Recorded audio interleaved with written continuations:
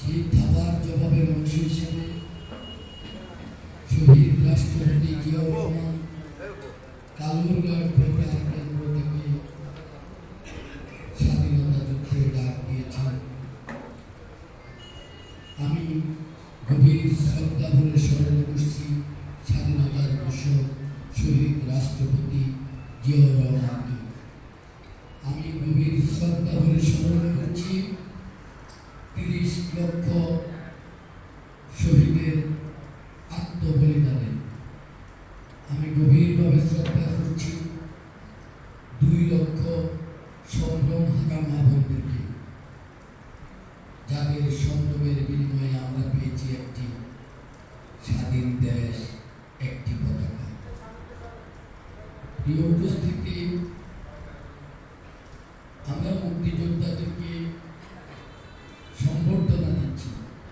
আমি ব্যক্তিগতভাবে, আপনারা অনেকে এখানে আমার রাজনৈতিক সহকর্মী, আমি নির্বাচনী প্রতিশ্রুতি ছিল যে আমি আপনাদেরকে সম্মান দিতে বদ্ধপরিকর। তারই প্রাথমিক ধাপ হিসেবে আজকে মুক্তিযোদ্ধাদেরকে এই সম্মান দেওয়া। আমি চেষ্টা করবো, কতটুকু পারবো আমি জানি না, কাউকে অসম্মান করা আমার রক্তের মধ্যে নাই। আমি যতটুকু পারি আপনাদেরকে সম্মান দেওয়ার চেষ্টা করব।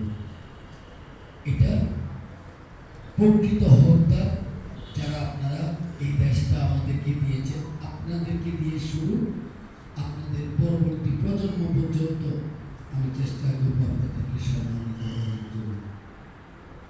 এবং যে স্বপ্ন নিয়ে আপনারা জীবন বাজি রেখে রণাঙ্গনে যুদ্ধ করেছে, আমি একজন রাজনৈতিক কর্মী হিসেবে চেষ্টা করব আপনাদের সেই স্বপ্নের বাংলাদেশ আপনাদেরকে উপহার দেওয়ার জন্য।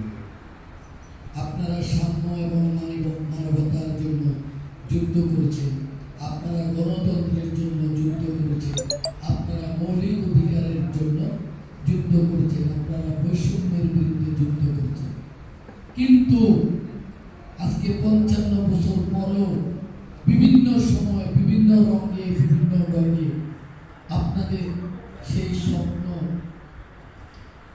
মধ্যে আঘাত আসে। আপনারা যে গণতন্ত্রের জন্য যুদ্ধ করেছেন, সেই গণতন্ত্র বিভিন্ন সময় হত্যা হয়েছে। আপনাদের ভোটের অধিকার হরণ করা হয়েছে, আপনাদের কণ্ঠ রোধ করা হয়েছে, আপনাদের ইসলামী মূল্যবোধ ভুলুণ্ঠিত করার চেষ্টা করেছে।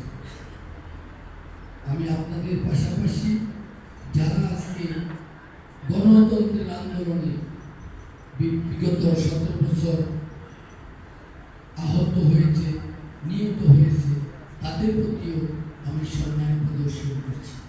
আমি সম্মান প্রদর্শন করছি জুলাই যোদ্ধাদের প্রতিও, যারা আমাদের এই ভোটের অধিকার ফেরত দেওয়ার জন্য আমাদের সহযাত্রী হিসেবে কাজ করেছে।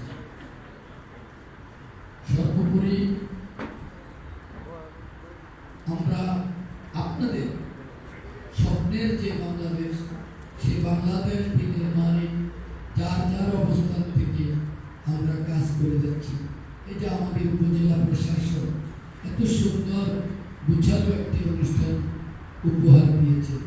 এই জন্য ওনাদেরকেও আমার ব্যক্তিগত পক্ষ থেকে, আমার দলের পক্ষ থেকে ওনাদেরকে সাধুবাদ, মোবারকবাদ এবং ধন্যবাদ জ্ঞাপন করছি। আপনারা এখানে সশরীরে উপস্থিত হয়ে আমাদেরকে ধন্য করেছেন। আগামী দিন দেশ গড়ার জন্য আপনাদের যার যার অবস্থান থেকে আমাদেরকে আপনারা পরামর্শ দেবেন। আমাদের টিউনি ম্যাডামও আপনাদের পরামর্শ চেয়েছে। আপনাদের প্রতি আমাদের অকুণ্ঠ সমর্থন এবং সম্মান, দল বল নির্বিশেষে। এখানে কিন্তু সবাই আমার দল করে না, অন্য দল করে, ভিন্ন দল করে, কিন্তু আপনাদের একটাই পরিচয়, আপনারা এই দেশের রক্ষক। আপনাদের কোনো দল থাকার কথা না। আমি আপনাদেরকে দলীয় দৃষ্টিতে দেখিও না যে কে কোন দল করে। আমাদের কাছে আপনারা পরম পূজনীয়, পরম শ্রদ্ধেয়।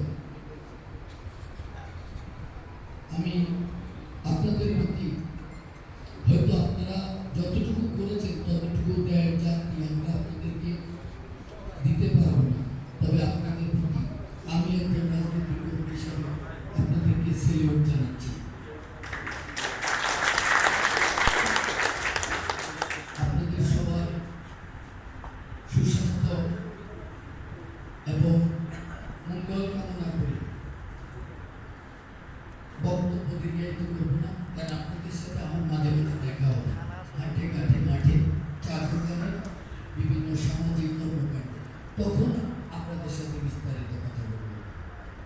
আপনাদের যে কোনো প্রয়োজন, এই যে আমাদের ডাক্তার সাহেব বলেছেন আপনাদেরকে স্বাস্থ্য সেবা, ওনার কিন্তু পূর্ণাঙ্গ হসপিটাল নেই, তারপর উনি কিন্তু আপনাদেরকে, এটাও কিন্তু একটা সম্মান। আপনি কোন হাসপাতালে যাবেন, কি আপনি আর্মি হলে কুমিল্লা সিএমএইচে যাবেন না ঢাকা গেলে ভালো হবে, এটা ওনার থেকে পরামর্শ নিতে পারবেন। পিজি হাসপাতালে যাবেন না ঢাকা মেডিকেলে যাবেন, লাকসাম যাবেন না কুমিল্লা যাবেন, এটাও কিন্তু আপনাদের প্রতি একটা সম্মান। ম্যাডামের কাছে আপনারা যে কোনো প্রয়োজন আপনারা আসবেন। আপনাদের উপস্থিতিতে আমি ওনাকে অনুরোধ করছি যে আমার বিএনপি সভাপতি গুরুত্বের চেয়ে আপনার গুরুত্ব অনেক বেশি। আপনারা যদি সেদিন অস্ত্র হাতে যুদ্ধ না করতেন, স্বাধীনতা এনে না দিতেন, তাহলে বিএনপি আসতো থেকে, আর বিএনপির সভাপতি থেকে আসতো। তাহলে আমাদের অগ্রাধিকার আপনারা, আমাদের শ্রদ্ধার জায়গা আপনাদের কাছে। যে কোনো সময় আমার দরজা 24 ঘন্টা আপনাদের জন্য উন্মুক্ত। আপনাদের ব্যক্তিগত প্রয়োজন, পারিবারিক প্রয়োজন, সামাজিক প্রয়োজন, শরীরগত প্রয়োজন, যে কোনো প্রয়োজন ইনশাআল্লাহ আমি আপনাদের সাথে থাকার জন্য বদ্ধপরিকর। আপনাদের সবাইকে ধন্যবাদ, মোবারকবাদ জানিয়ে আমার বক্তব্য শেষ